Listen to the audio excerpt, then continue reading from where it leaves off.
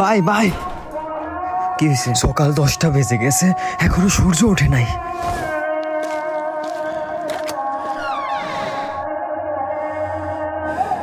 আসলে সূর্য ওঠে নাই। কোরআন উঠাও, দোয়া করতে হবে, যাও।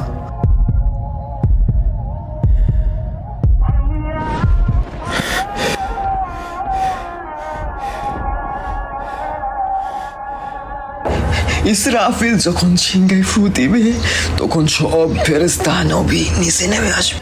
সবাই চিৎকার করবে আর বলবে, ইয়া নাফসি নাফসি, আমাকে বাঁচাও, আমাকে বাঁচাও।